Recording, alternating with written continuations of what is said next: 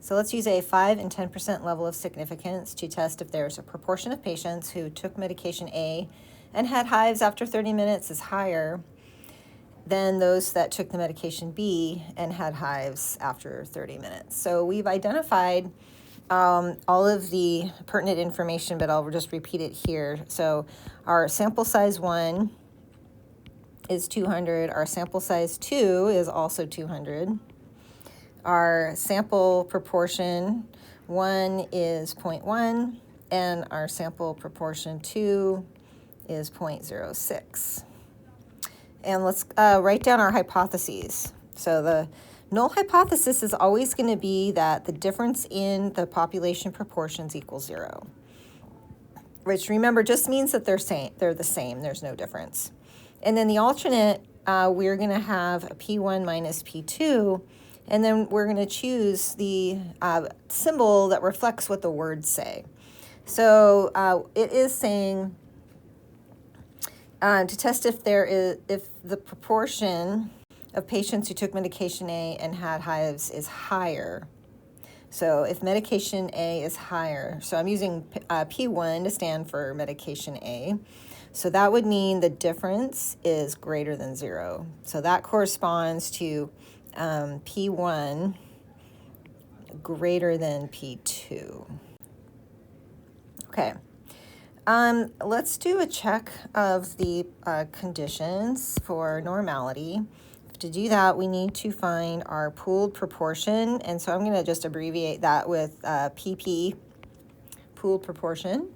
And so I'm going to take the number of successes from the first sample, which was 20, add that to the number of successes from the medication B, which was 12. So it was 20 from sample 1 that had hives after 30 minutes, and then from the sample for medication B, it was 12. So that's where those numbers come from.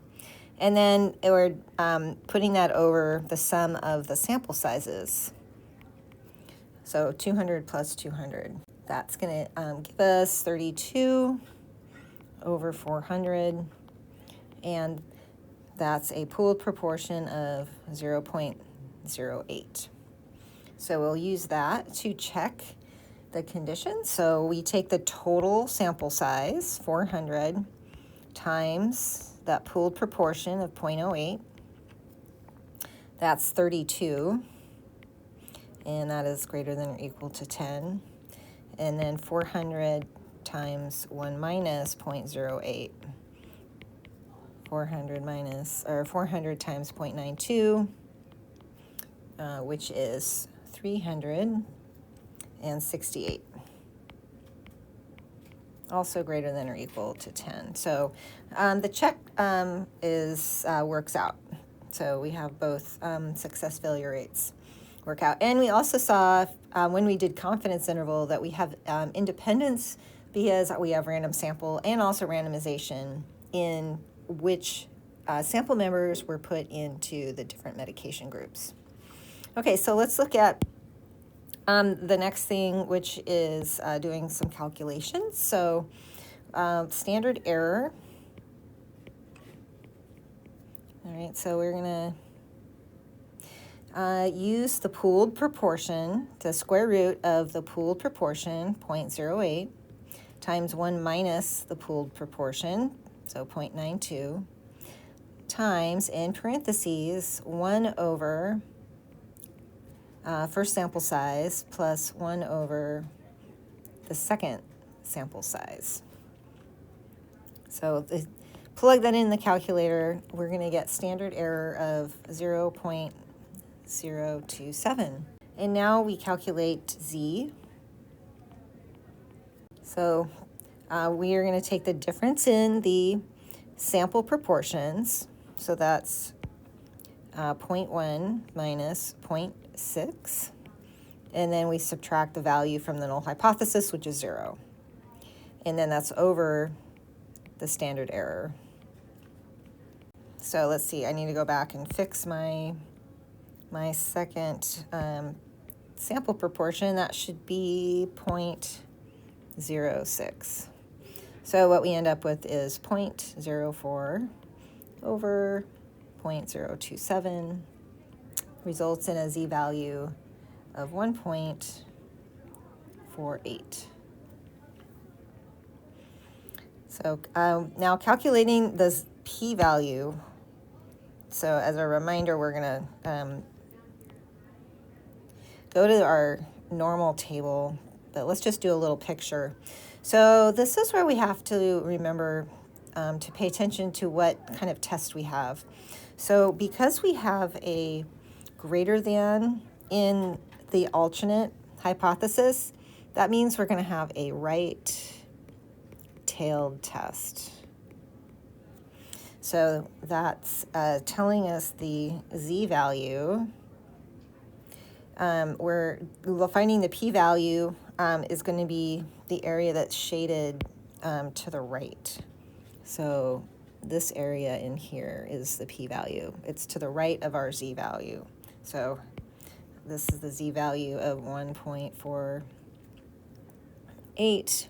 The area to the right is the p-value. So if you look that up in the table, that's going to give us 0.0694.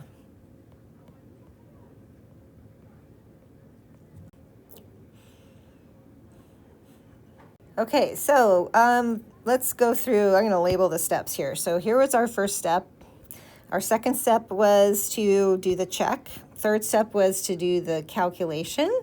And I don't have a whole lot of room here for the fourth step. I'll put it over to the side. This is going to be our conclusion. So we have two significance levels. So if we start with point 10, 0.0694 is less than 0.1. So we would conclude of not rejecting the null hypothesis. And in the context of the problem, we would say that does not support that the proportions are different.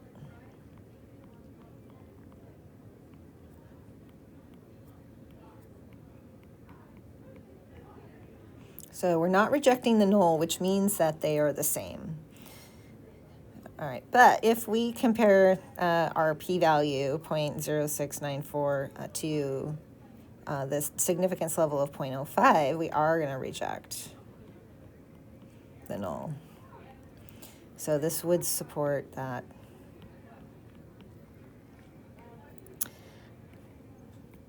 the proportions are different. And we can be more specific, and that is the proportions are different in that the proportion for A, for medication A, is higher than for medication B.